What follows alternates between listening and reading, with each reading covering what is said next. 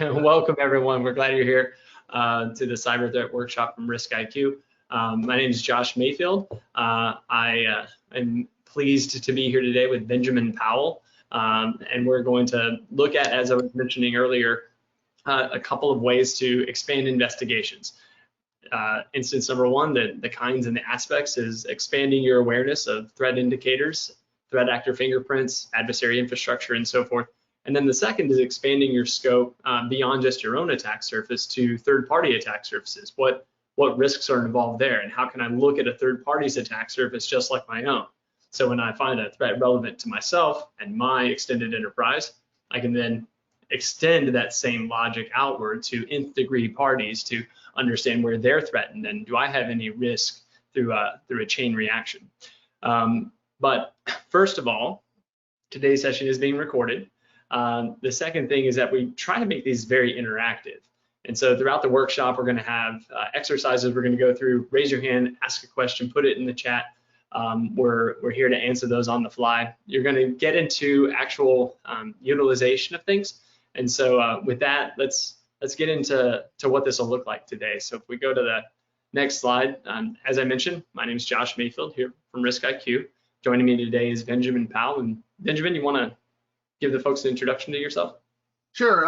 I'm the Director of Technical Marketing here at RiskIQ. Worked in IT for over 30 years, 14 years strictly in security. I've worked in state government, local government, port district, education, biotech, financial services, manufacturing, software development, and then I've been working for over 10 years now in startups, security startups.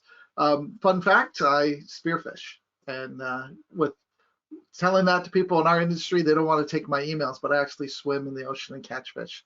And you can see that behind me, some of my spear guns on the wall. Josh, do you want to introduce yourself? Yeah, I still have got to see that flounder. Is it a flounder? Yeah, it was a halibut, yeah. Halibut, yeah. Okay, halibut. Obviously, I'm not anywhere near the ocean. I don't live in San Diego like Benjamin. I'm in Austin, Texas, which is in Texas. But Josh Mayfield, I am Senior Director of Security Products here at RiskIQ, and work with Benjamin. We're members of the same team. And my experience is a little bit more academic in studying threat actors and threat behavior, threat hunting, identity management, and privacy. Just trying to get into the heads of cyber criminals, especially their economics, with analysis of cryptocurrencies and the intelligence surrounding that and their the economics of the underground. So look forward to spending some time with you folks today. And if we go on to the next one there, Benjamin, enough about us. We're going to be looking at different aspects of RiskIQ's intelligence today. And so when it comes to the Illuminate intelligence platform, there are different parts. And when it comes to the instruments we're going to be using today, they're all there on the right. So if you hit the next button there, Benjamin, it should draw a little box around the Illuminate area that we're going to be utilizing today. And so if you go on to the next slide, the first thing to start the workshop is to create your own account. So if you go to community.riskiq.com/registration, you'll be able to get through the guide, use the promo code, and initiate your community account. So one thing I want to mention is if you already have an account, don't worry, you can use that. But this code that you see on the screen, it's on every single slide. And the reason why we're using this code is depending on what level that you're licensed for, this is going to give you access to everything you need to be able to do the exercises today. Also, it's going to unlock an attack surface that we can use as a group, because otherwise, if you just have your own attack surface, you might not be able to see the same things that we're going to show. So this code is going to unlock a particular attack surface that when we go through some of these exercises, you're going to actually be able to see that for everybody. Which is probably a good thing, because if you did find these threats in your own attack surface during the workshop, you'd probably want to drop and handle that. Go ahead, Benjamin. I'm sorry, I stole what you're about to say about the promo. No problem. So if you already have an account with us, if you go into community.riskiq.com and you log in, on the right-hand side, you'll see a little icon of a person. If you click on that and go into account settings, then you'll see the promo code area. And if you click on that little pencil, this is where you can put in this promo code CTW Illuminate, and that will then unlock that attack surface and also give you extended queries if you're using a free or a corporate passive total account, and it will unlock some of the Illuminate functionality for you. One thing I wanted to mention is when we're doing these exercises, I'm going to copy and paste into the chat some of the links to make it easier for you, like the initial search and things like that. We're going to be using RiskIQ Passive Total Illuminate. It's going to be unlocked for all those features. We're also going to use Google Safe Browsing, potentially URL Scan IO, and hybrid analysis to go into greater detail to figure out more indicators. But one thing I want to mention is that what we're doing today is real. These are real indicators. It's not a canned or staged type of investigation. These are active. So with that, you need to be careful. Do not go to these domains and IPs directly, because you could potentially get infected and take that Trojan or that attacker capabilities into your home or your organization. So be very careful, use your judgment. You want to have a separation between yourself and the threat actor, and that's why we're using these tools that go out and gather the data, and then you can view the tools safely. So you're never going there directly. There's always a middle thing that's going and gathering this data from you. It also prevents the threat actor from knowing that you're the one that's actually doing this investigation as well. So anything else, Josh, you want to mention? No, that's spot on. And it is hands-on. It's very hands-on training. And so one of the things that we want to be cognizant of is the group here. Obviously, when we're in person once again soon enough, we'll be able to go around the room and get to know one another and so forth.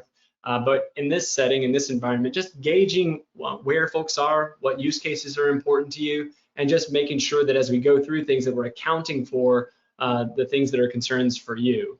And so we do have a few questions. They call it a poll.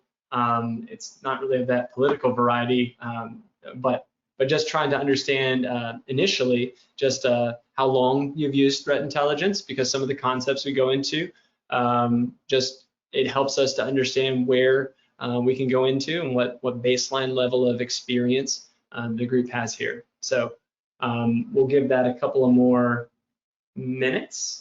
Not minutes, we'll give it a few more seconds there. Primarily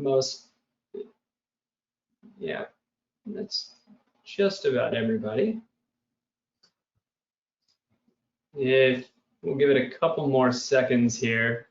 Me personally, I've been around threat intelligence for about 12 years now. Just began in the space of doing some stuff around SDLC and software development, and ensuring that as DevOps, there wasn't even a DevSecOps back then, was getting going, that there was a security focus to it, typically around access management. So polls have closed now, and it looks like the majority of folks, Benjamin, are in that sort of two or less when it comes to their use of threat intelligence. So that's good. One of the things that we try to do in the cyber threat workshops is talk about things that you could do right now and that anyone could. We begin with simple things like searching and finding. So we're glad that we'll be able to get into some of these things. And for those of you that have a greater level of experience, what I think you'll find is the ease of use. By having so much experience with threat intelligence, you know how difficult it can be sometimes. And so when everything's assembled and automated, it becomes a lot easier to speed up that investigation and get your response done. So the next question, just to try to understand the group here, and we'll speed through these a little quicker, but was the primary use case, trying to understand that job function that you're in, and making sure that we tailor things to that particular situation and call out the moments in the chain of process that you'd be involved and what would be necessary as we do hunting and responses. So we'll give this one a couple more. Yeah, and a reason for this is because when we explain the material, I want to make it in the terms that you're used to hearing. or show you some new capabilities or feature that you might not be experienced with that you could now leverage for doing your role at your organization. Give it a couple more seconds. We'll close that one. And really all over the board when it comes to the various use cases. Obviously, people are selecting more than one. And that's common too, that it's used across the board in different pieces. I think we're going to touch on all 5 today, Benjamin, if I'm not mistaken. We did everything. Yeah, so that's something for everyone. And for those of you that selected multiples, you have multiple options to draw upon. And then just finally, one of the things we're going to talk about is API usage and trying to take what you do in a hunt, take what you do in an investigation, automating a lot of those processes, especially the ones that are going and finding related infrastructure. And so wanted to just try to understand the kinds of tools and systems that you're used to doing. We're going to talk a lot about SOAR and SIM, XDR, EDR, how you can fortify rules and controls in those enforcement points based on intelligence that's gathered, and then how to automate their recurrent updating of defenses. And so just understanding some of those, that way we can be, again, tailored to the protocols and the workflows that you're used to. Okay, and we'll just give that a couple more moments here and closed out. All right, so when it comes to the various systems, again, no big surprise there. SOAR, SIM, taking the cake, and firewall right behind it. IPS, IDS, firewall adjacent. WAF and EDR. It is interesting to see that about half of the folks here are enriching EDR. That's a good positive use case as well. So Benjamin, we have our questions answered in looking at the folks. So let's go on to the next. Okay, so what we're going to be doing today is we're going to go through some use cases. So the first one is how to speed up or guide an investigation with reputation scores. So a lot of you might be new to Illuminate, and with Illuminate and with Passive Total Enterprise, they started to give you a reputation score on an IP address and a domain. And that score isn't just an arbitrary number that we throw out. We actually show you how we calculated that score, like what pieces came into it, which can help you with the investigation. So for example, if you get a bunch of results, you can look at those results and say, well, which one is suspicious or malicious? And you can get a path to go down to help further your investigation rather quickly. So we're going to go through and see that with the investigation for Oblique Rat. Then we're going to go through, and what's on everyone's mind all the time is if management comes to you and says, hey, there's this vulnerability or there's this problem, does it affect us? Does it affect a partner? Do we have to worry about it? Are we compromised? Are we at risk? You know, sometimes it's not our job, but management will still come and ask us those questions because we are doing the legwork for the organization and they trust our expertise. So sometimes we have to make those critical decisions or help make those determinations. And we're going to show you that you can help do those things, even though it's not your area of responsibility in the organization sometimes, but you're going to have that capability to do it and be able to tell those people that are in GRC or other things, hey, we have this problem, this needs to be fixed, and this is the system where it's located. So you'll be able to do that after today. And then we're going to show you how to take the information that you're going to get from these types of use cases and immediately put it in and start protecting your organizations from the threats. And as those threats evolve and change, to be protected against those. So one of the things that we have is additional types of exercises and things located out on our threat hunting resources page that you can access and you can see.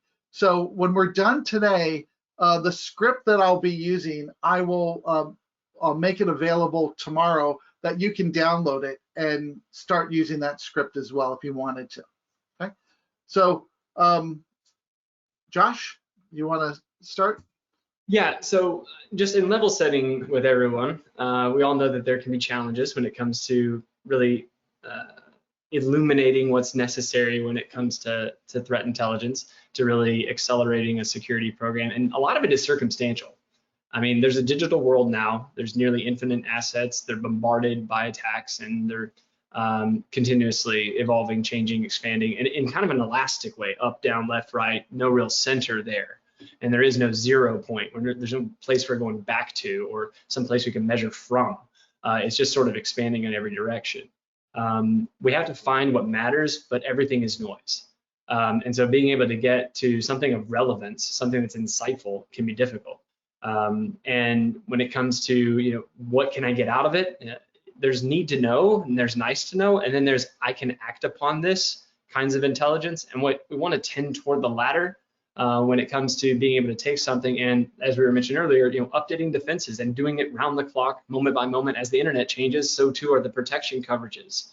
The protection becomes elastic just as the internet is, which leads to that global defense, that ultimate goal of threat intelligence that sometimes is so elusive. What we've done in terms of the RiskIQ angle of this, if you go to the next one, is just graphing everything together and then carving it up to identify who's who, what's what, what's good, what's bad, what's you, what's an adversary, and everything else in between. And so we took about 10 years, a little over 10 years, 11 years now, of internet telemetry data and pieced it all together. Real observations, trillions of them, and then we taught the machines how to think like a security pro. So we have our own security staff and security expertise, as well as our gigantic community that we can glean from and learn from. And so when you apply that expertise to the machines that can learn at warp speed and trillions of observations, you start to understand what's what on the internet. And that leads to unique identification, unique indicators, unique IOCs and IOEs. So that way you can get ahead of those various threats. And if you go to the next one, it really comes down to those 4 outbreaks. First, here's the global attack surface and my place within it. A tailored attack surface intelligence view, so I can understand where my perimeters are, what's mine, what's not, what's at risk, what's threatened, especially when it comes to those global scale attacks. Like, what's going on my attack surface now that I need to go and look at this Sunburst vulnerability or this Microsoft Exchange vulnerability? Where am I at risk, and what threat actors are currently targeting it or my peers in another industry? All of those varieties can be attained. And then being able to fingerprint the adversary themselves, being able to fingerprint their infrastructure, because as it moves around and pops into existence and then zaps out of existence, being able to have protections already in place can be achieved by having that unique fingerprint. So when they come online, shift IPs, conceal things through privacy controls, you still have a solid fingerprint that is sustainable, that lasts with them, even as the internet changes in the future, which leads to that global defense. If you go to the next one down, Benjamin, it just sort of rounds out in the different kinds of intelligence. That's where it comes into those various groups and professions and functions, as we were mentioned earlier. And when it comes to the kinds of exercises we're going to do today, it's a real simple process. Most of us, if you go to the next one, Benjamin, think about our endpoints oftentimes. And if we think about our endpoints as sort of 2 parts, we have this typical device that we're used to seeing, trigger off an alert. It goes into the usual suspects of EDR, your Microsofts, your Crowdstrikes, your FireEyes, your cyber reasons, and so forth. And then through that intelligence and analysis, it then pipes out new protections, new response controls to the entire fleet. Pretty simple thing, and that's our device endpoint. But then we have our other endpoint, the internet, which is really everything else out there that's touching anything that's digital. And so in the same way, that dangerous thing occurring out there on the internet, a different kind of endpoint, comes into RiskIQ Illuminate, where it receives analysis and awareness of where it is located to the rest of the digital footprint, and then clear indicators, fingerprints of the adversary's infrastructure to then push out and safeguard the fleet, which in this case is the fluid internet attack surface. And so that's your digital side of that whole device, digital endpoint pie, so to speak. And so what we're going to do today is focus on that right side. But there's constantly, of course, feeding back right into the rest of those control systems that work with the device side, the hardware side, the machine side of everything that's inside and outside the network. So, and that's really where we get started now, is getting into the investigations and seeing how to make them go faster with reputations by knowing what's good and what's bad on the internet. Yeah. So that goes right into now doing our hands-on use cases. So now we have some background, and I know you're going to have questions because a lot of this is going to be new to you because these are advanced capabilities that you probably haven't seen before in this type of tool inside of the community. So what we're going to do today is we're going to show you how to jumpstart an investigation. So you already know that our threat intel portal might have an open source intelligence article, and research will come in and find other indicators for the paid enterprise access into passive total, and you can take those and use them. So with the reputation score now that's available in passive total enterprise and Illuminate, it will give you the capability of getting more understanding of what you're dealing with. So when you have that initial indicator and you run it within the threat intel page, the home page, you will start to see, oh, I got a hit on this article that talks about this exact indicator that I'm searching on, or that indicator was mentioned in this article with a vulnerability, and that's in my attack surface. So this should be something I really want to take care of. I want to look at. So in this particular case, what we're going to be doing is we're going to look at a rat, a remote access Trojan. In this particular one, it's going to be on Oblique Rat we're going to look at. And with this, the scenario is that you have a computer in your organization where you found this remote access Trojan there. And you need to determine, hey, is there any other infrastructure? Is there any information? And so we're going to start off on the home page just searching for Oblique Rat, which will give us an article will pop up. And this article actually was published by Cisco Talos.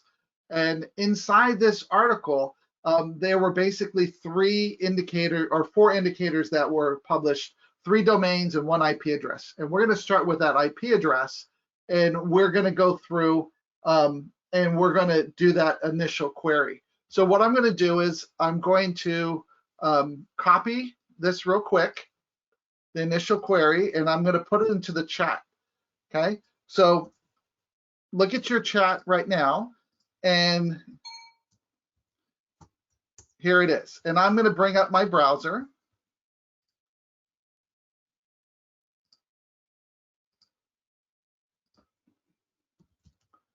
Okay, give me a second. Here we go.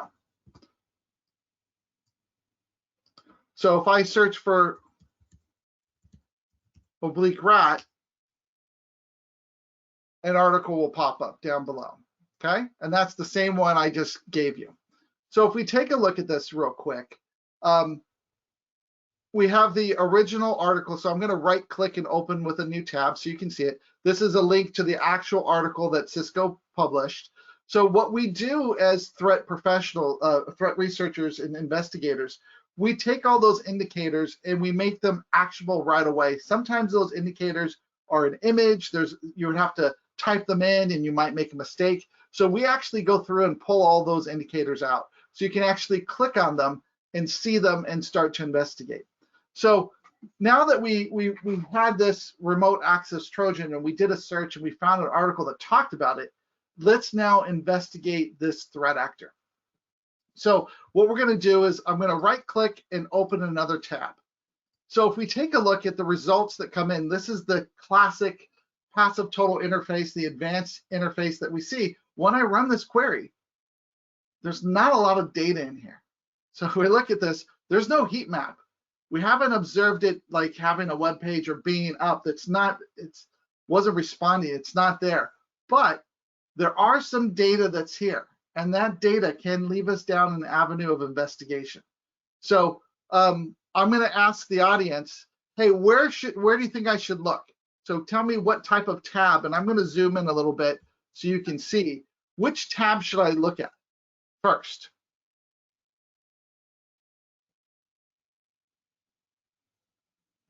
Okay, I got a who is. Okay, so let's take a look at the who is. So this is some information, but not much. There's really not that much information in here, and it goes back from 2016. Okay, so let's go back up. Okay, where else? Well, since it's an IP address, the IP address, we can see the services associated with it. Let's take a look at the services. Okay, so if we take a look at the services, we're dealing with a remote access Trojan, so something dealing with remote access. Does anybody see anything that's kind of like unique or unusual when we look at the Windows Remote Desktop information on the right-hand side? What is this over here? I'm looking at the chat to see some people are sending me a message privately.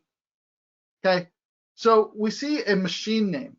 So you see this machine name here, that's pretty unique. And this is a self-signed certificate. So when a machine enables Windows Remote Desktop, RDP, on port 3389, that's the general port, Windows will automatically create a self-signed certificate with that machine name. So this issue date is when that occurred. So this occurred on April 16th, 2021, okay? So that's the date that this machine generated that certificate, okay? Now, if I went to the certificates tab, we can see the history of all of the certificates. So once you get to enterprise level and Illuminate, you get to see that full history of data in here. So what happens sometimes is that infrastructure gets overlapped. So there's not good hygiene with these threat actors where they will reuse some of their infrastructure.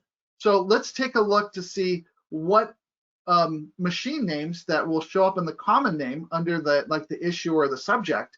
This gets generated automatically by Windows. Let's look at the machine names. So I have this machine name that ends in a JMV. Okay, I go to the next one, and this was on November 16th, 2020. It was created. There's a JMV. This was on November 11th, a JMV. On the 11th again, there's a JMV. On June of 2020, JMV. And as I go down, oh, I get another one. So back in March of 2020, there was a different machine name on that same IP address. So this was ends in 560. So now what I'm going to do is we're going to start doing what we call pivot searching. We're going to take this indicator and we're going to look to see if there's any other certificates that have that same common issuer name. So generally in the past, we used to use whois records, and we would pivot off the whois records because they weren't privacy protected, and we'd find all this other infrastructure. But with GDPR, that is pretty much dried up because it's all privacy protected. But the certificates now give us that way of finding this infrastructure. So if we go to this common issuer name and we right click and open another tab, now we're going to find all of the IP addresses in the world going back 10 plus years that we've seen this machine name as a common issuer name, which is a very unique name. And if we notice, there are 78 different IP addresses with this, okay? So if we go back to the previous tab and I come down and I look at that other machine name and open another tab, let's look real quick and see how many IP addresses we have here. So here I have 100. So I see 100 results here, okay? And if I expand these out, you'll start seeing these common issuer names. Now, that first one that we looked at, the JMV, if I scroll down, there'll be a section where there's all these IP addresses listed for this one. I'm just going to take the third one. I'm going to right click and open in another tab.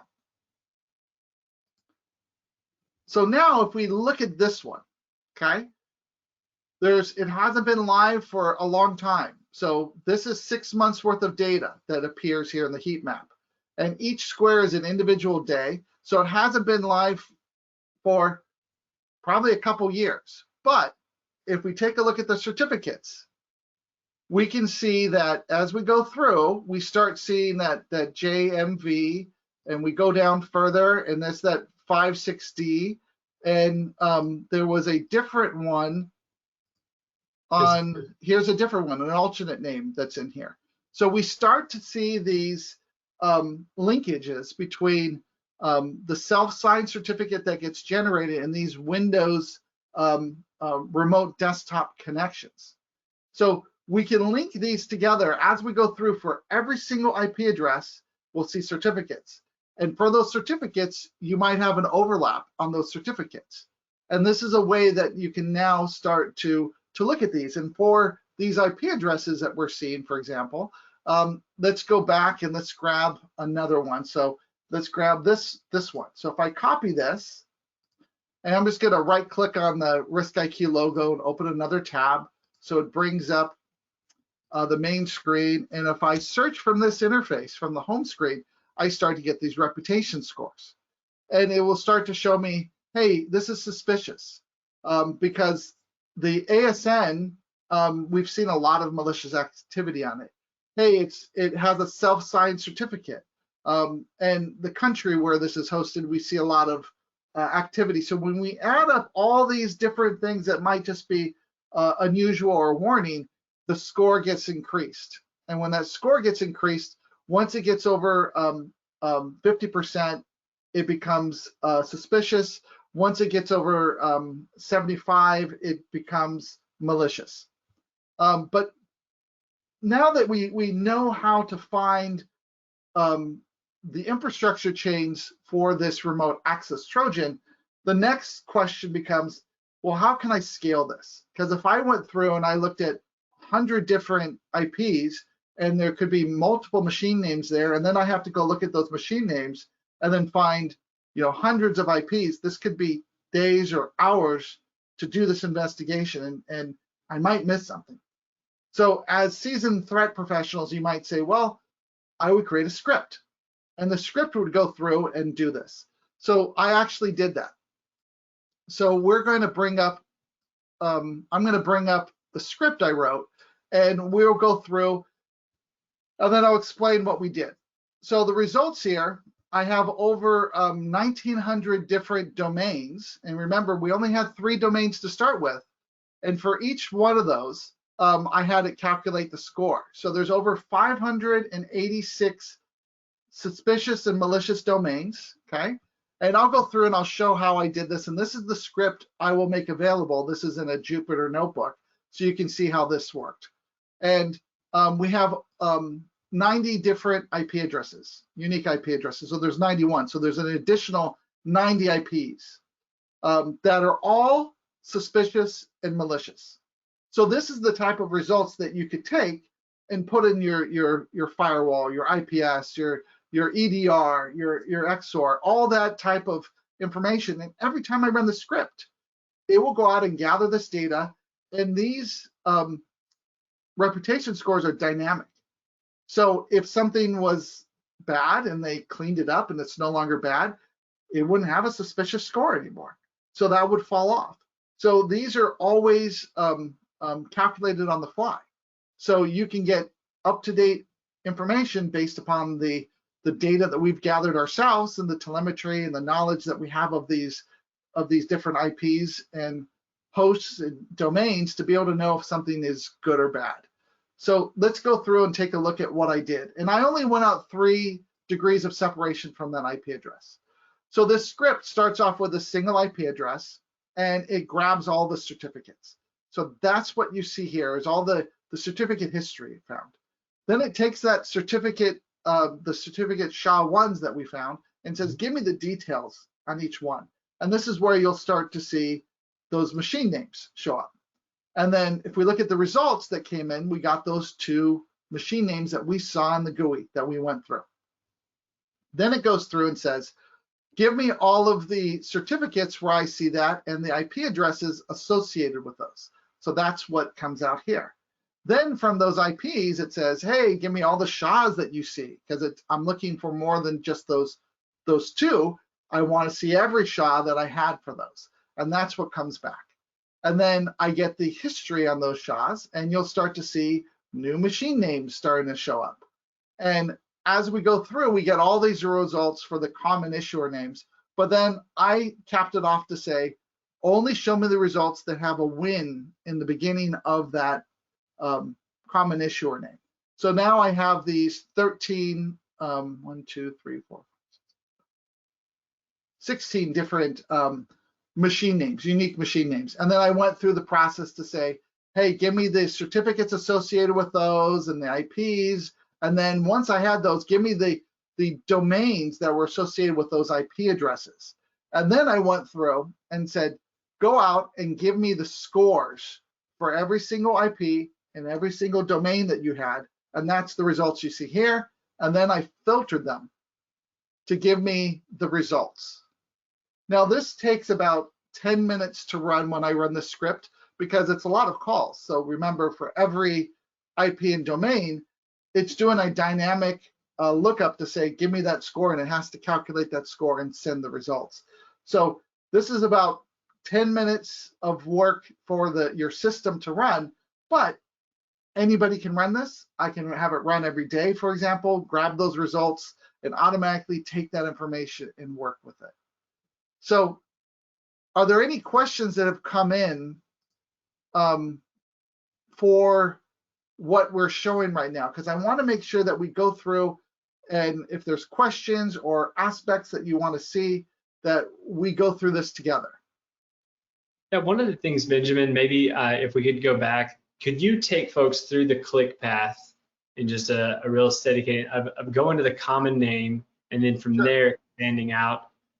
We looked at a few different common names, and we were breezing through pretty quickly, but if we showed folks from relatively little information to the discovery of a common name, and then from there expanding out, I think that sequence was important. So maybe we just do a slow click through real quick to recap it. Okay, so I'm going to put this IP address in the chat so you can start off from this. So from the initial home screen, if you ran this query, you would get this reputation information, and it says, hey, there was an article. This IP address was mentioned in this article, and it's the Oblique Rat article. Okay, now it sees that there's some services. Remote desktop was on there, and it saw that there's 8 certificates, and you can see the common issuer names that were listed there.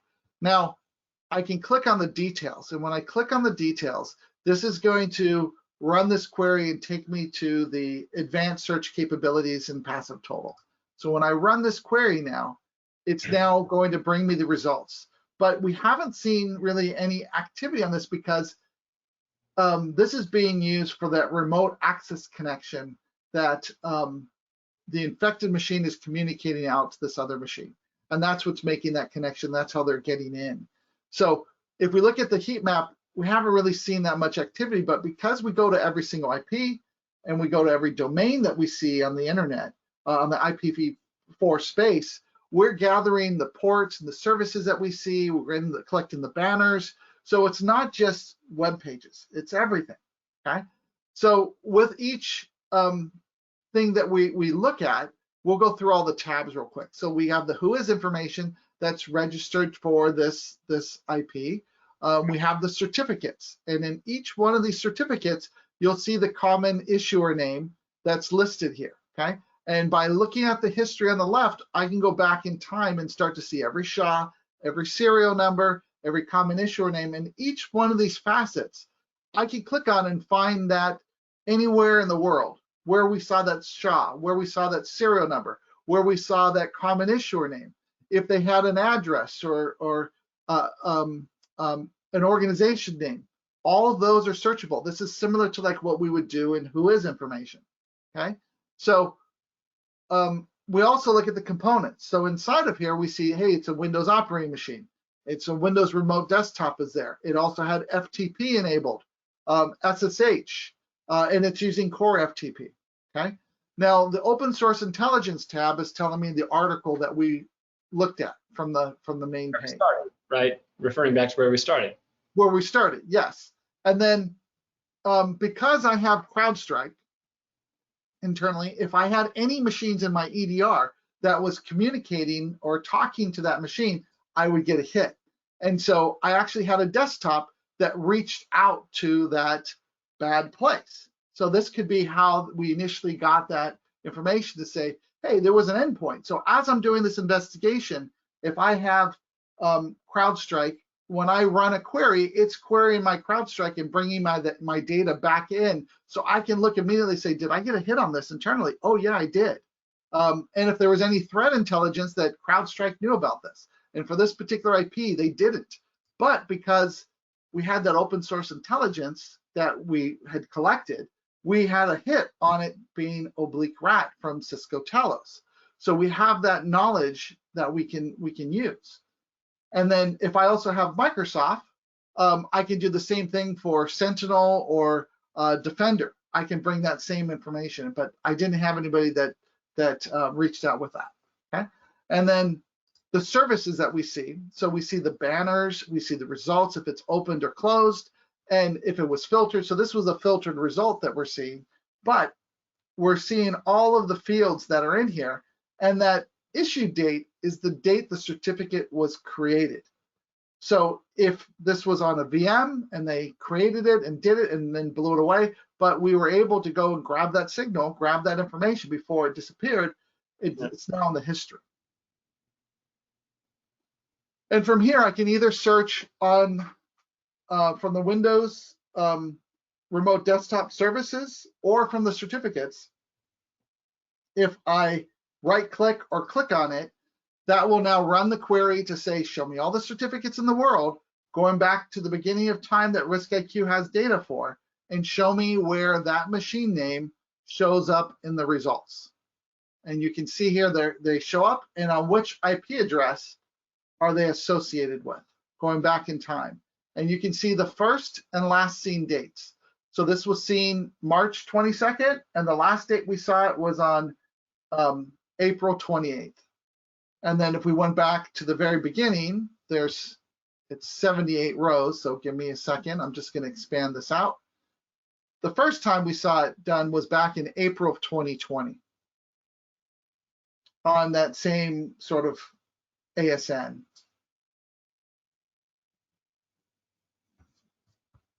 And so I know you put together some statistics. You were showing me some of those numbers yesterday in terms of starting from one IP, and then did you have anything to share there with the group on? I do. So let me just bring up my slides because I actually mapped this out. So one of the things I did was I tried to scale this out. So from that initial first IP, we found 90 more IP addresses, and I just went out 3 degrees of separation. And from those 3 domains, it went out to 583 suspicious and malicious domains. There was actually like 1,900 domains there that were ranging from good to neutral because we didn't have enough data to make an accurate determination, say, hey, this is suspicious or malicious. But they all could be bad. And I went out and took all those results and put them into Maltego to map out that infrastructure. It was over 10,000 entities. And this is what the map came out to. So it's pretty big. And the ability to look at the facets in the certificate and expand that out is the key aspect to link this together. And I saw a question come in about the Jupyter Notebook.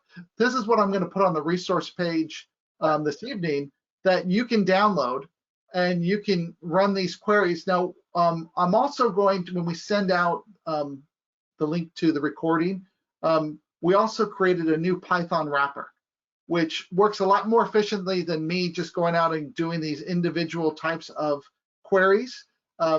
So I'll send that out as well. And I will be updating this, the script to use our Python wrapper because it'll be half the amount of lines and it'll be probably 10 times faster in the coming months. So I'm in the process of doing it right now, but I'm going to do this talk and explain some more of this at RSA. So I'm going to be doing a talk at RSA on this.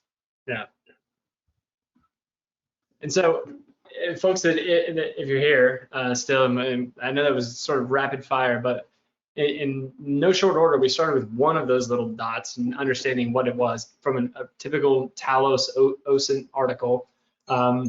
But then from that single point, being able to carve inside the certificate to understand the identity of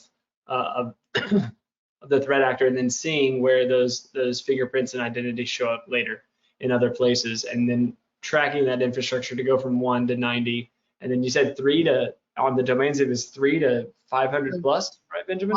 583 malicious and suspicious. Yeah. Right, and it took you, what, 20, 30 minutes? Yeah.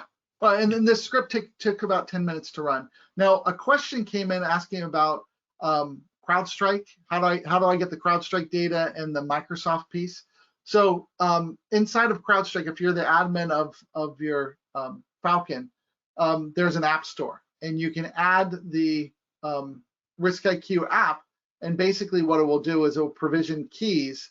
So then your instance of RiskIQ will actually query your local Crowdstrike instance to bring that data into the interface at the same time. Microsoft is similar as well. And we inside of RiskIQ, you can take a look at the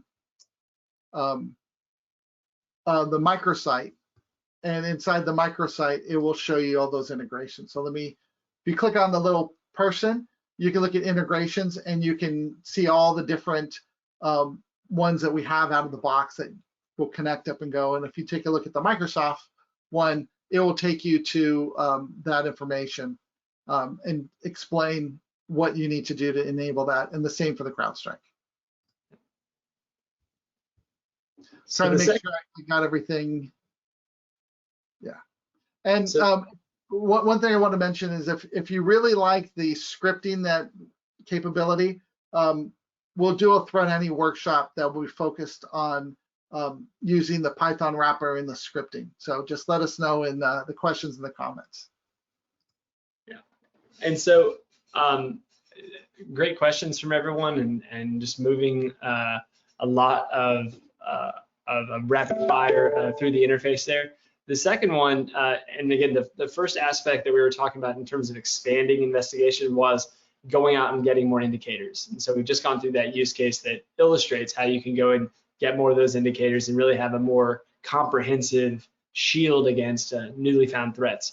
The second, and in particular RAT, the second one we were going into is a bit more of the in the moment, let me understand the scope of my investigation, understanding where the protection needs to happen, and that's looking at those nth degree risks and nth degree parties, because sometimes there is just a quick question from senior leadership. Hey, we heard about this. Are we affected? Yes, no, and then being able to see where I am within the scope of my own attack surface relative to my third parties, relative to my fourth, fifth, and sixth degrees, and then not relative to the rest of the internet. Vis-a-vis, as we were talking about earlier, when it comes to things like SolarWinds or Microsoft Exchange, when those global scale attacks, understanding where you're vulnerable, where there is risk, and where a threat actor could be coming. We're not using that one in particular. I think we have a query pack, right? Looking at here, Benjamin. Yeah. So what we're going to do here in this particular one, we're going to go through and investigate, a remote access connection. Now that you found a rat in your environment, you're kind of paranoid, and you go, okay, it was using a remote access protocol. I'm going to look at all the remote access protocol connections going out, and I'm going to see if anything looks unusual. And you see one that went out to outside the USA, and you don't do business outside the USA, and no one has been traveling that you know of at your organization because of COVID. So you want to go through and look at this querypack.com we're going to take a look at. So I'm going to paste these two things in so we can start off from these initial queries, okay? So it's going into the chat, and there's two links. So what I'll do is I'm going to click on the first one. Okay, give me a second. And I'll click on the second link so you can see that, okay? So the first link. So if we look for querypack.com.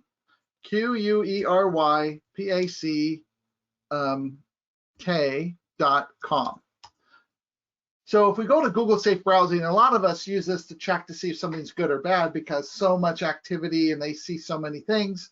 Now, one thing to think about is they might not know it's good or bad because they might only be indexing web pages. And because this machine has only been dedicated for remote access, you might not see it. So this avenue of investigation is hit a dead end. So what we're going to do is we're going to take this querypack.com, and I'm just going to copy the name, and I've searched for it now in our interface, and I get a reputation score in here. So if I take a look at this, and if this happened in my organization, that I had a machine that made this connection out, and I start looking at the reputation score, the first thing I see is APT 33. I've heard of them before. We had a machine that was talking to something that's been associated with APT 33. That's not good. So let me go through the interface here real quick. We have cyber threat intelligence, there's resolutions, there's certificates, but now I need to investigate to see, okay, what does this IP address have, so I can go through and try to figure out the scope, and if I can find any other indicators that I might need to go back and look internally to see, do I have any communication going out to these IPs or domains that I need to worry about? So that's on the top of my mind. So if management comes to me and go, do we have a problem? Oh yeah, we have a machine that was communicating with a known nation state threat actor. So now let's go through and let's get all hands on deck and start investigating. So let's look at this querypack.com. I'm going to right click and open another tab. And the reason for that is I can jump back to a previous tab and go down a different avenue of investigation. If I just click, it's like I'm at a branch of, I'm at the trunk of the tree going down a branch. It might just stop.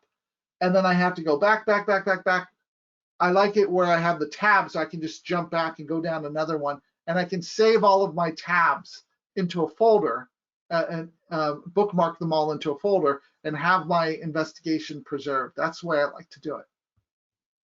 So let's open this up in another tab. And now that we have some drive time looking at these types of investigations, we're going to go through and try to figure out what we can find out. Okay, so I'll go through the interface real quick and explain what's there, because now we have some data that's in here. So each number represents a unique IP address that we've seen on that particular day. The curve on the top is the beginning of the month. The curve on the bottom is the end of the month. And doing threat intelligence or investigations or incident response, we never find out when it's actually happening. It's generally after the fact, or even a long time after the fact, and you're going back and trying to piece together investigation. So what's nice about the interface is that I can select one date or hold the shift key down and select a range of time, and that will filter the results on the bottom of the screen. Also, this is only showing 6 months worth of data, but the data bar might have a lot more data in it. So I can actually go back to a previous window of time and select and see those results, okay? Or I can go back to the very end and click, and that will now show me back to where we were, okay? So I just want you to see that. Now, if we look at the WHOIS data, we're inside of here, privacy protected. It's not really helping me too much. If I look at the certificates, I see the query pack, it's in Manchester, Great Britain, okay. Okay, it doesn't really give me any information, but remember there was a remote access connection happening here.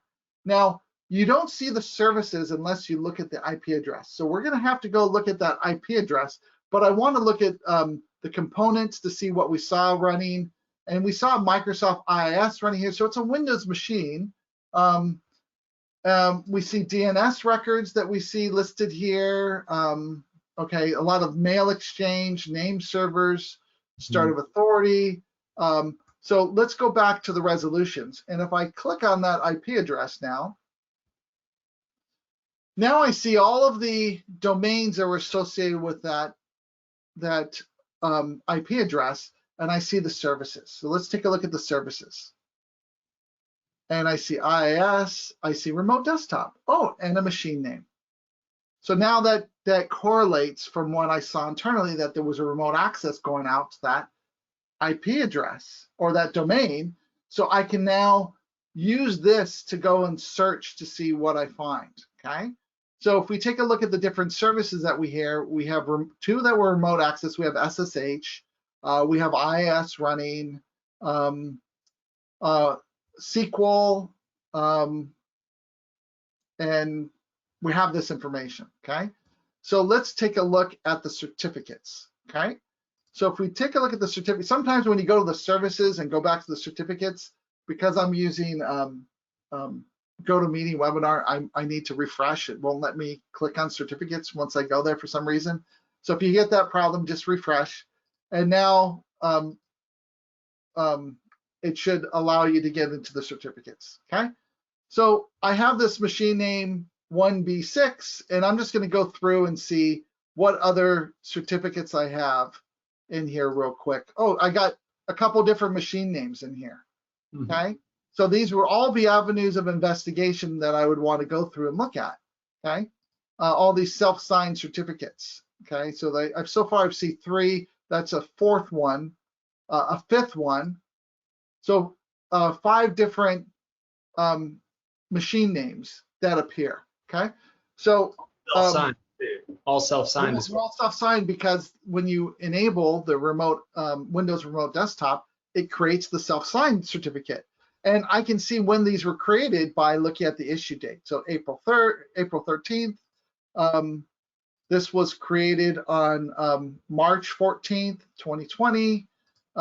This was January 2020. Here's one that was February 2020, September 2019, August 2019, June 2019. So if you're a threat actor and you're burning your infrastructure, but you're having overlap, this is how you can start to do the infrastructure chaining and saying, oh, they reused this IP address, this machine came online. If it changes, we already found it connected to something that was known bad, okay? So we're gonna go back to that current record. We're gonna right click on that computer name and we're gonna look inside of here and we'll see how many IP addresses we've seen this on. So now, if I take a look here, I have 100 IP addresses, and each one of these IP addresses could have 5, 10 different machine names that we're going to find other than this particular one. So this will go down the same avenue of investigation we did in the previous one, but we're linking this together through the certificate chains, okay? By looking at that common issuer name and finding the machine name and finding all the IPs that are there, this is that unique avenue of investigation with high fidelity because it's this machine name that we're seeing. And we're seeing everywhere in the world, we're seeing that machine name because the system, the Windows machine actually creates the certificate when you enable that service, okay? I'm gonna go back to the previous IP address and I'm just gonna copy this. And I'm gonna go to the main screen again because I wanna see the reputation score for this IP address. We did it on the domain, but we didn't do it on here, okay? So if we take a look, it's also associated with this threat indicator, okay? So give me a quick second.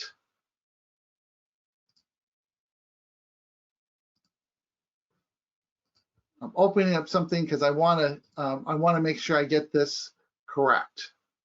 And so, Benjamin, in this case, I have a machine in my organization that's having a reach out to malicious infrastructure that is associated with, in some capacity, with APT33.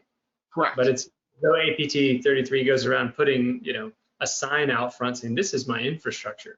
And so, right. Can you help folks understand how it gets to that point of identifying them as it being theirs? Because it's probably entangled and interlaced with a legitimate attack surface, right? There are parts and pieces that are entangled and then able to conduct malicious activity. But how does it get to a point of understanding that it's APT33? So RiskIQ has fingerprinted the threat actor, and when we fingerprint, we'll go out and we look at the how it's set up, what services are there, responses. So there's lots of different things that we look at. And when we find that same sort of thing, like with these certificates, when we find it, we can link it together. We've done this for the TTPs and the actual infrastructure that those threat actors are using, and the tools and how they set up their environments. And they're just like everybody else. They might mass deploy or have a way that they do it, or they're using a particular setup because they need their infected machines to be able to communicate out to something specifically. We're able to identify those and leverage that information to create a fingerprint, so when those things pop up around the world, we actually see it. And I'll get into that in 1 second. So I'm going to bring up, I'm going to give you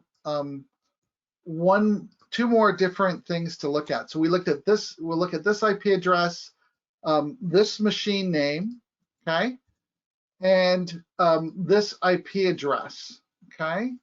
We'll look at those IPs, and I'm going to give you one more, this one. Okay, so if we go through these different ones, this is starting off from the query pack. We've taken a look at an IP address associated with it, the machine name that we saw, and we had this first IP address that's here. When we look at this first IP address, there's not much information about it. Okay, we don't really see anything. We don't even see the services, but we had the history associated with it. And if we take that that information and we look at it through the main homepage query through the threat intel portal, you'll see an attack surface connection here. And once you have Illuminate or you kick off a trial, we will create an attack surface based on your email domain. So if you use a corporate email address when you create your passive total account and you kick off an Illuminate trial, we'll actually give this to you. So what I'd like you to do is click on that interface. I'm going to copy and paste this into the chat because you might not see it from the results because I've given you access to this one attack surface, okay? So if you open this up now, we saw that IP address was associated with this Teleperformance SE organization, which is a legitimate organization, but that domain and IP address has been associated with this threat actor, APT33. So let me explain what you're going to see in this attack surface, and then we'll start drilling in and taking a look at this. And this is what you could do for your organization. So if you think of this area right here, when you wake up in the morning and you get into work and you have your first cup of coffee, this is probably where you're going to start, just to make sure you don't have to take care of anything that's crazy important. So anything in the high severity area is stuff that you really need to take care of. There's some bad stuff in there.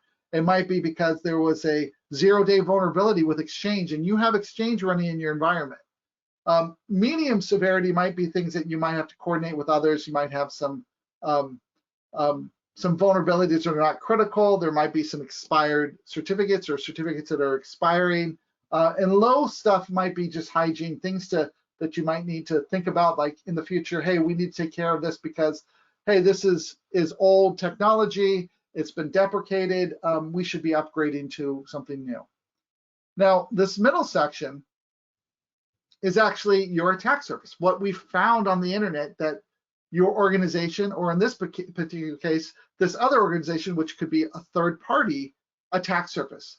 So you can actually even get third-party attack surface. So if you have a partner, you have somebody you do business with, you have a competitor, you're going to do an acquisition and you want to find out, hey, how do they look like? We can show you this information. You can have access to it. So right here they have 10 ASNs. There's 174 different domains. They see 127 different certificates, 80 different WHOIS contacts.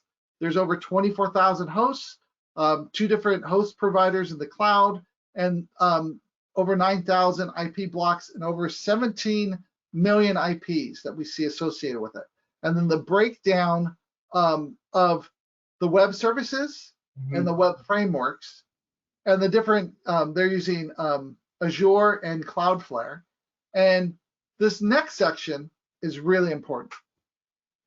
So if you see something here, that means, hey, there's been an article that talked about some issue, and there's some assets that you have that are part of that article, that maybe there's a vulnerability or something. So if we take, for example, this one, I'm going to right click on it just so you can read the article, okay? So if we look at this article, it's Ryuk ransomware, okay? And there's 2,000 public indicators. Well, if we take a look here and I click on that number and I open that one up, this will actually show you the 56 different ones that have connection to that. It might be a connection because there's a vulnerability. There might be a connection because it was specifically mentioned in the article. So this is where you have to go, uh-oh, we need to figure this out. We need to clean up some stuff, or we need to like take something offline, do an investigation. So this is where you get a hit on an article. So these articles are relevant to me and my organization. And that is in this section here. So there's a lot in here, okay?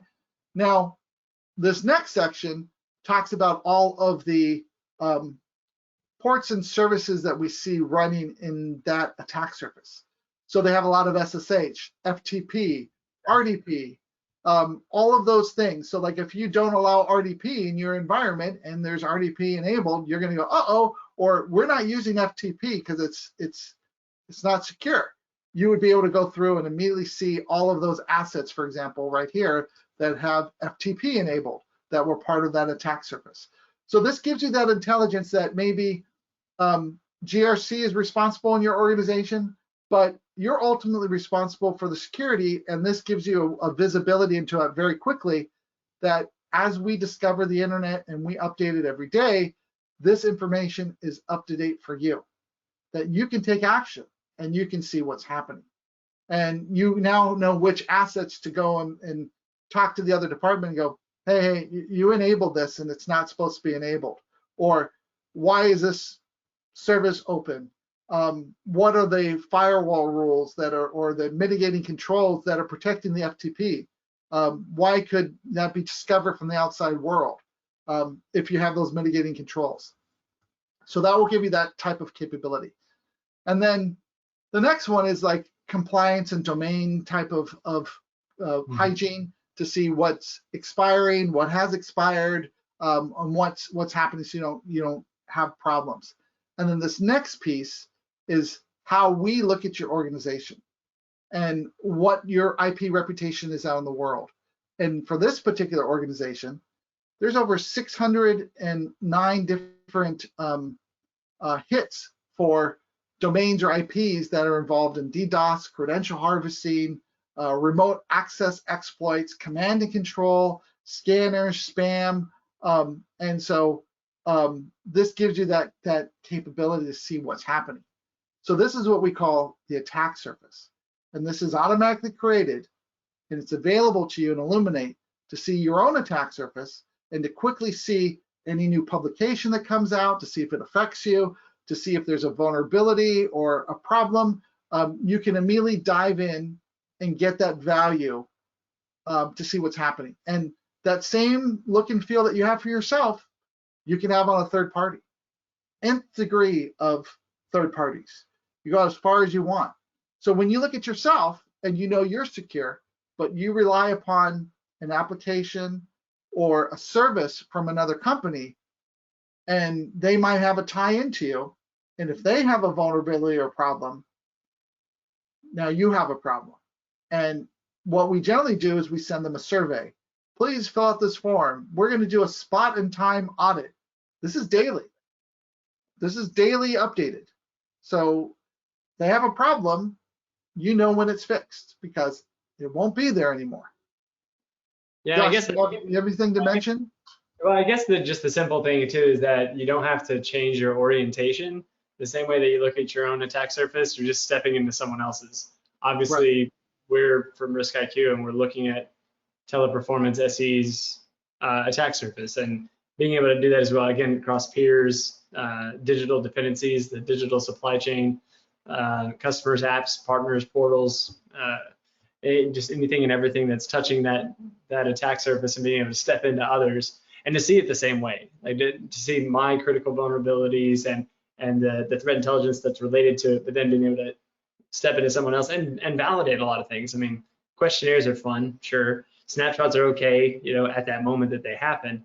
The pesky thing about the internet is it changed like the moment later. So just being able to step in and validate the true nature of someone else's attack surface rather than just taking someone's word for it or a snapshot from some moment in time is really what drives that. Right. But in summary on Query Pack, I mean, I guess we had a malicious domain that we knew about, right? And then we looked for any remote access.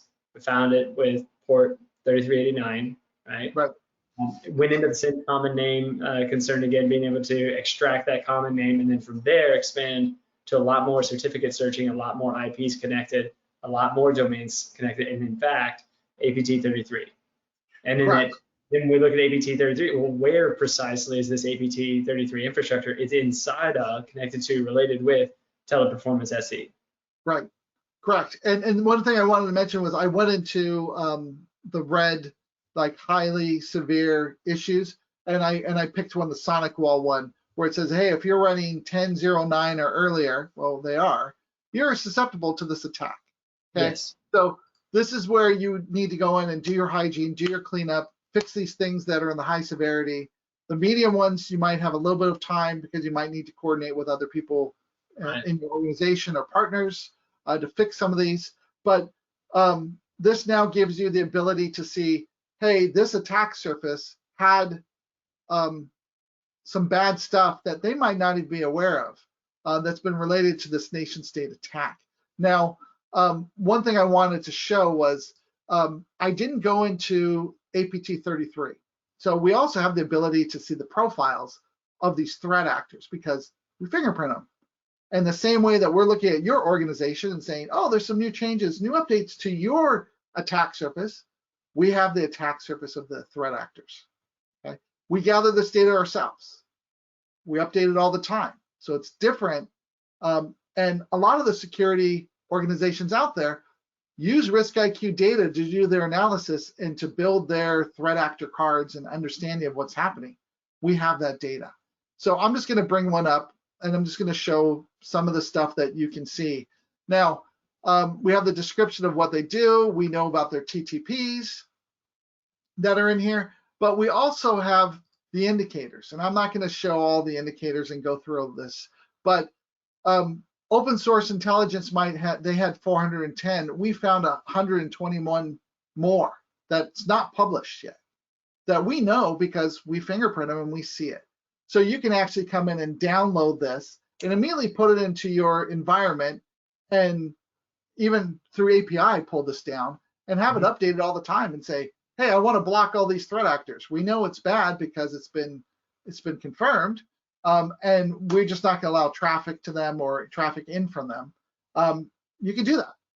And as these threat actors grow and change, we'll see it. Now, when you look at related infrastructure, the related infrastructure means, hey, we see something malicious that's on this infrastructure that we can't tell 100% if this is really bad or not, but it's associated with it. It's in close proximity, or it's a different domain on the same IP in a hosted provider.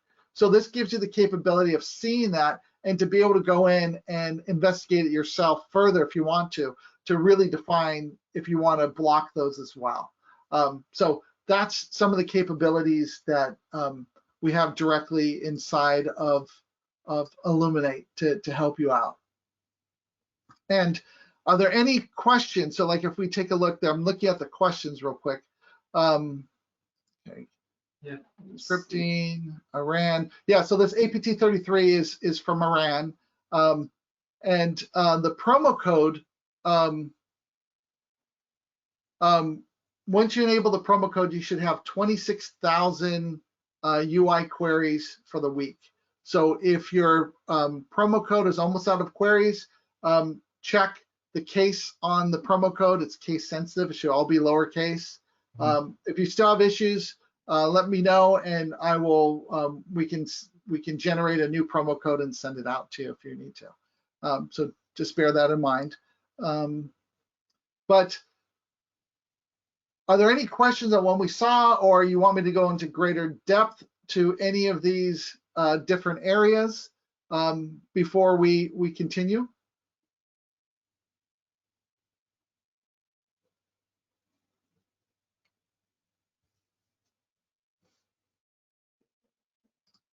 Any direct questions coming to you, Benjamin? Yeah, I'm seeing some right now. So if you so one of the questions is, hey, I have Illuminate trial activated, but I don't see the ATP and 300 queries. Okay, so do you have the promo? Jake, do you have your promo code enabled? If you don't, that could be an issue. So the cyber threat intelligence advanced APT groups, you might not see that because that has to be enabled per organization for that. Those things are safeguarded because of the type of information that's in there. We don't want threat actors to find out what we know about them, so we don't just give that out with the promo codes. Yeah, they don't let us put those out there through the workshops and promo codes.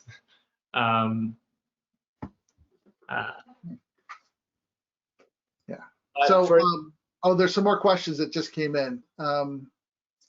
Hold on. Please display the promo code. Okay, sorry. We're not on the slide, so we don't see it. So the promo code's on the bottom. It's CTW-Illuminate, all one word. Okay.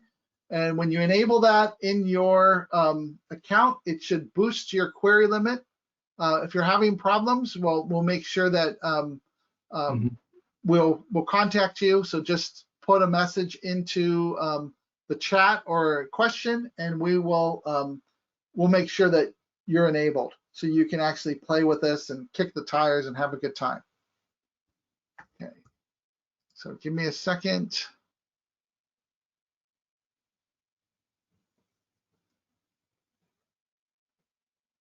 Okay, so a question was, I'm assuming you need to get something on the endpoints to get this data within the networks, e.g. similar to Crowdstrike having sensors on their endpoints. So we do have partnerships with Crowdstrike and Microsoft and Splunk to be able to take your internal information, and when you go out and you query inside of Passive Total to get additional information or bring that directly back into the products, the other products. When we gather this data, it's from our observations alone, going out to the internet and understanding these threat actors. So as we go out and research or work with organizations like FireEye, CrowdStrike, others to identify the TTPs and what it takes to find these threat actors. So from when someone gets compromised, you do some forensic analysis, you see what files were touched, what they downloaded, where they were accessing. We're doing all of that on the internet. So we have all that telemetry that we've collected, and based upon a variety of factors, we're able to create a unique fingerprint for that threat actor based upon the observations that we saw, and then how we see those observations follow on the internet. So as things come up, how things are connected, created through DNS, through services, through configurations, through all webhooks, all those types of things. We're able then to create a very broad fingerprint that as that threat actor moves infrastructure or moves domains or IPs, we're still able to fingerprint that individual. So if we break into another house and the same fingerprints are seen, we're able to show that correlation. And that really helps us go through and do that.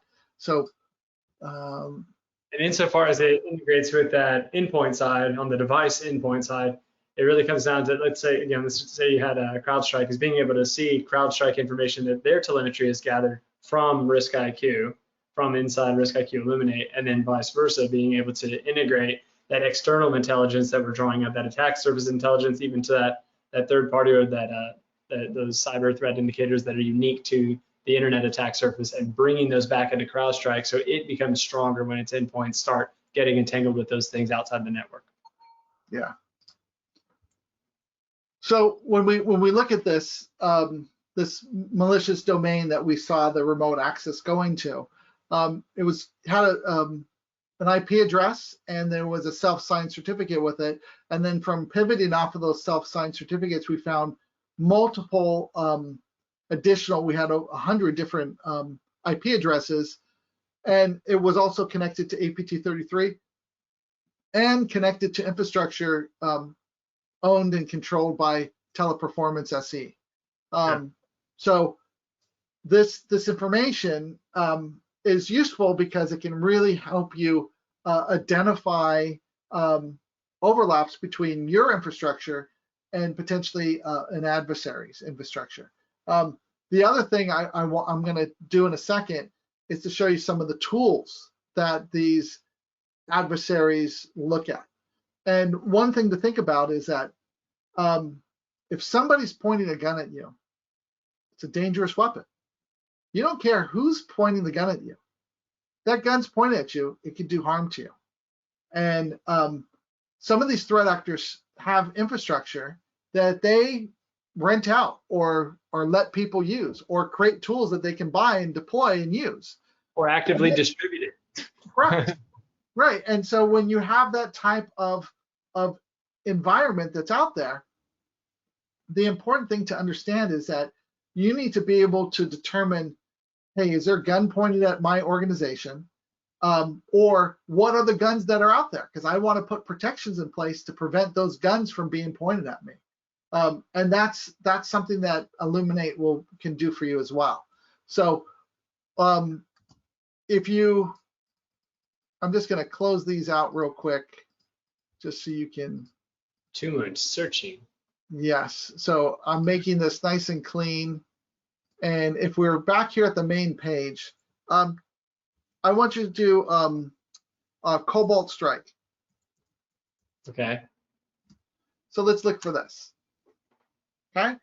So I have the threat intelligence module, so I see things that you can't see. So inside of here, you can start seeing all of the state-sponsored nation-state people that are using Cobalt Strike. This is used for legitimate purposes, but also for bad. So the thing is that when we look at the details on this, okay, we understand that, hey, a lot of command and control infrastructure is leveraging this type of tool that is generally used for commercial pen testing, but it works really well. And the threat actors, instead of having to buy and maintain this, they might take the software, crack it, use it, and then as these updates come out for new things, they just start using them as well. So we've went out and we've mapped out, there's over 2,453 that have been published of these known Cobalt Strike instances. RiskIQ knows 8,000 more. Right off the bat, we've already fingerprinted them. We know how these systems look, how they're set up, how to identify them anywhere in the world. So when we go out there and we're gathering this data, we have this. So if you didn't want one of these types of systems to touch your environment, it's as easy as downloading the list and putting it in place and saying prevent traffic from to and from. And as we go out and we gather every day, and this number is constantly changing, IPs are changing, domains are changing, it's updated. So you're inoculated. It's like having a vaccine for the tool. So as we see it pop up online, we add it to the list, you take the list, and you put in your SIM, your XDR, your firewall, whatever you need to do, and it's there.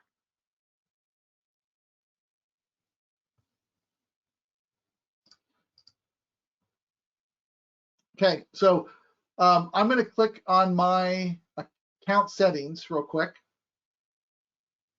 And if you notice, just under profile, there's promo code, and this is where you can add the promo code. So there's a question that came in.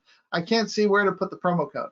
So this is where you would add that CTW-Illuminate and get right in. Okay.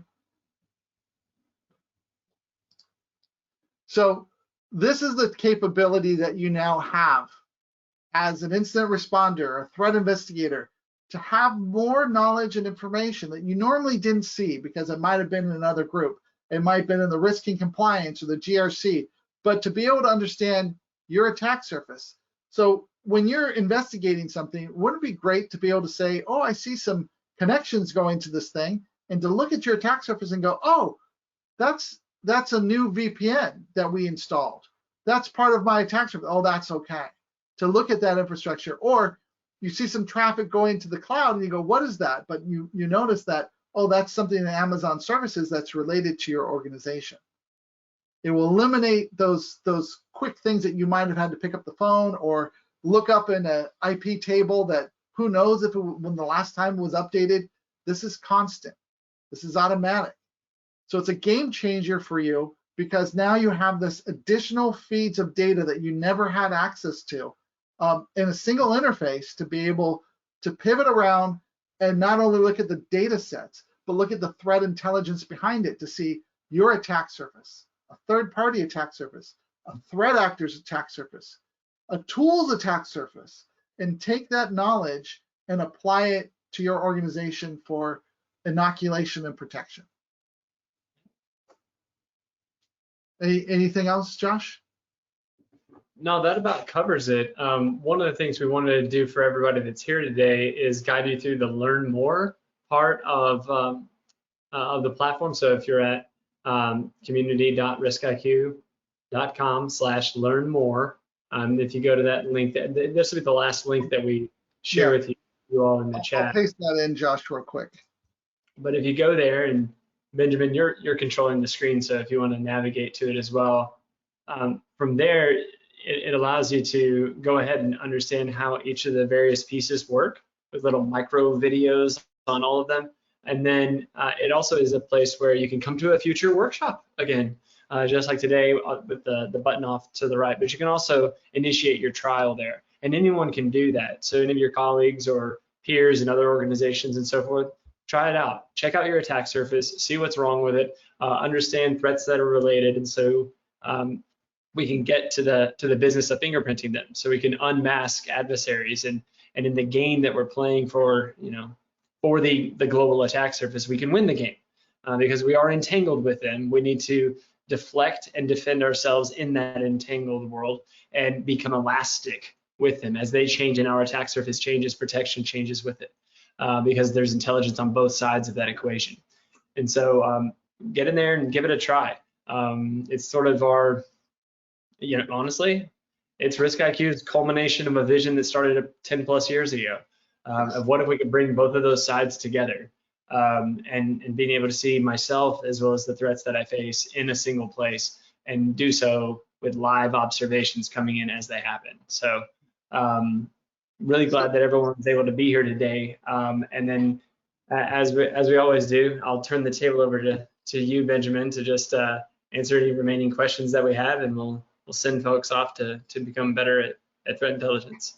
Yeah, so when you think about where we are today, this was like the culmination of the vision of our founders. So like you think of the RiskIQ name and you go, what is RiskIQ? Well, we were trying to tell you the risk on the internet, how everything was connected, and understand that global view of the internet and your piece of the internet, and to be able to see it all the time and update it all the time, to give you that live telemetry of how I look and how am I part of this world and what threats might be targeting me or what things might have a problem that I have to be aware of, I have to fix. So it took a long time to get here, but it was due to the effort of really understanding and mapping the internet, gathering the data ourselves. We're not relying upon feeds from others. This is stuff from direct observations to give you relevant, actionable threat intelligence that you can take and utilize immediately. So when we look at the RiskIQ Illuminate platform, starts off from the free community that gives you some aspects of the capabilities, not all the data sets. You use a corporate account, now you get the services. You get into enterprise, you get the advanced data sets where we can know what's coming in and out of every website, the components, the cookies, the trackers, the services, the SSL certificates, the WHOIS database that goes back in time and shows you those WHOIS records in the past. Where the Illuminate comes in, gives you, I even show, but even capability of looking at deep and dark web. So if you search for something and there's a hit on the deep and dark web, you'll see 20 results to give you some information to say, oh, was there, like if you searched on your domain, you might see that there was some pastebin exposure where somebody's credentials were out there. Or you might see communication about somebody asking, does anybody have any implants in this organization because I'm trying to get in.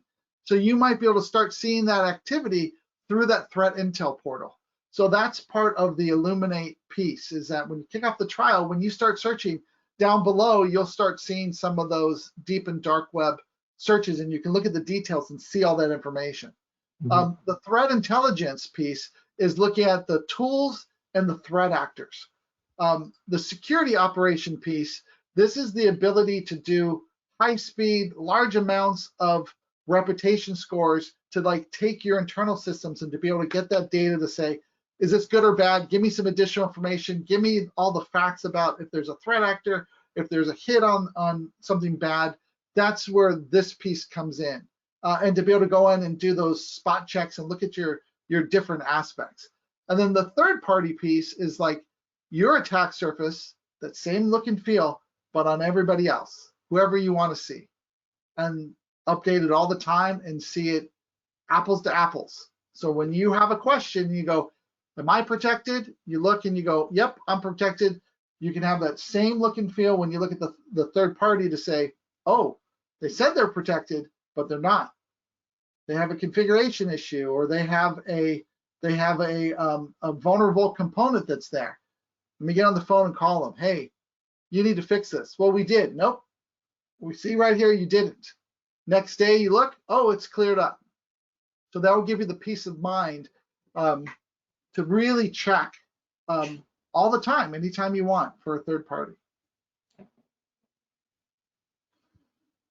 And for all the people that are had issues that they're in a trial and trying to enable the promo code, I will make sure that we address it and send out a promo code or something if we need to fix those things. So we have all the questions that people have responded to us. Okay. But this is where you activate the trial. So I'm just going to bring up real quick another browser and log in to show it. Give me a quick second.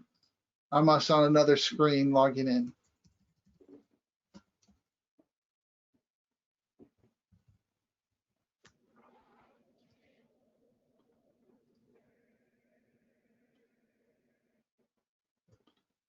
Do we have that other browser? There we go. Okay. And so once you're logged in, you'll just hit try Illuminate.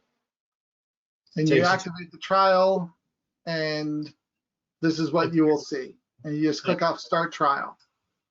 And if for whatever reason any promo code isn't taking there, we'll get to the bottom of it and get everyone proper promo codes, so that way they can utilize all the feature sets that we went through today, because you've attended the workshop, and so you should have those entitlements, and we'll make sure that we get that out to everyone that attended today.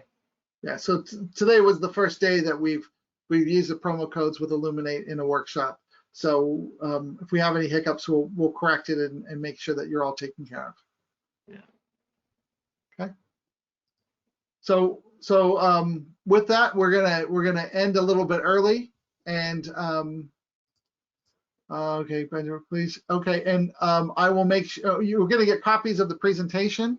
We're gonna have this recording out on YouTube, and we will have the Jupyter Notebook script up online that you can download, and we'll also give you information about our Python wrapper that Mark Kendrick put together for us that we'll be able to give out. So that will be in the follow-up email to everybody. Yep. Okay. And the trial is a 30-day trial, and the promo code will last 1 week. So the promo code will give you additional queries for this week. and access to that one attack surface I gave you. And the trial will be a 30-day trial, so you can see your own attack surface and kick the tires and have fun. Yeah. So all right. Thank you very much. Thanks everyone for being here. We'll see you next time. Okay, bye-bye.